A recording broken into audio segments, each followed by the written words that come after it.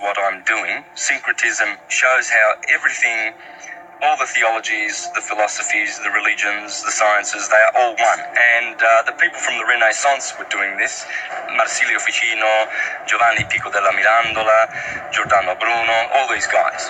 You see, what you find when you look at the ancient texts, you find that the theme is exactly the same. And especially to the ones who have insight, the exoteric knowers, rather than the exoteric believers. You see, they've been kept in the dark, in the lurch, but the secret of secrets is the grand arcanum which is hiding in these texts.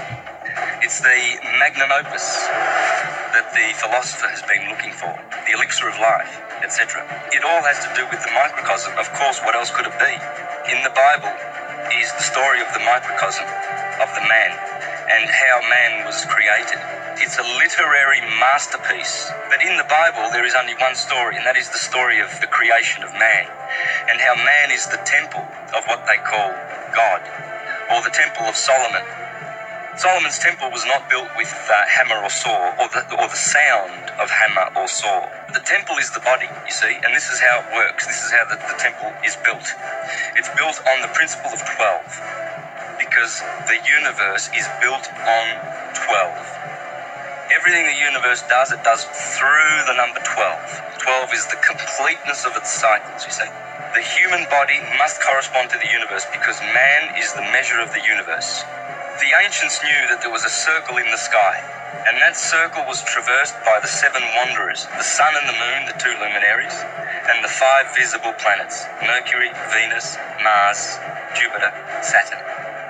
And these 7 regulated that path in the sky that they blazed called the ecliptic. The ecliptic is the extension of the equator of the Earth. And they got that line of 360 degrees and they segmented it into 30 degrees because they knew that that's how the universe gets things done. It does things in 12s. And we have to understand numerology and the power of the numbers. What does 1 mean? What does 2 mean? What does 3 mean? Now, I'll get back to that. But what they did, the ancients, is they knew that this Temple of Solomon was made of 12 parts, and the parts are these. Aries, the ram, is at the top of the head. Everything starts with Aries in this great science, the great science of astrology. Aries is the first, the number 1. Then there's Taurus, number 2. And those 2 houses or signs of the zodiac are in the head. Aries is at the top of the head and it corresponds with the cerebrum, and Taurus is at the bottom of the head and the neck and it corresponds with the cerebellum. So you have the higher mind or the higher brain, and you have the lower mind or the lower brain. Now we'll get back to the meanings of those words, cerebrum and cerebellum, because hiding in those 2 words is the word Israel. Israel is in your head and it consists of the 2 brains, the cerebrum and the cerebellum. Okay, so we'll get back to that. But in astrology, these 2 portions were attributed to Aries, the lamb, and Taurus, the bull. Now, in order, descending from the top of the head, in order, after Taurus, you have Gemini, the 2 arms.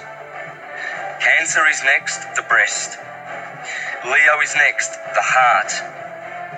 Then below that is Virgo, the belly.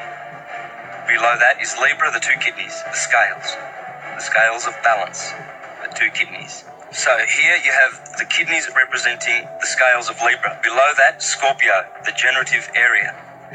Below that, Sagittarius, the hips, because hips comes from hippo, the horse, Sagittarius.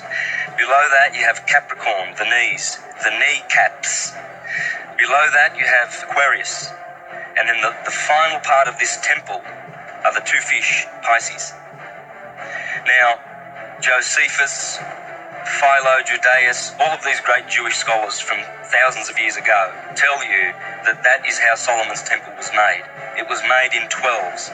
There were 12 loaves of bread, Rome came to literalize them, to pin them down into history, so to speak. And of course, later on, Eusebius put his touches on it. Then later on, you've got Francis Bacon with the King James Version. The Jesuits were also cooking the books on the continent. And of course, now you've got some very, very wealthy elite families that are also cooking the history books. So it's happening all the time. And it did begin with the Flavians. It absolutely did. And they put their touches. Justinian also did a lot of damage. His wife had reincarnation removed from the Bible in the year 530-something.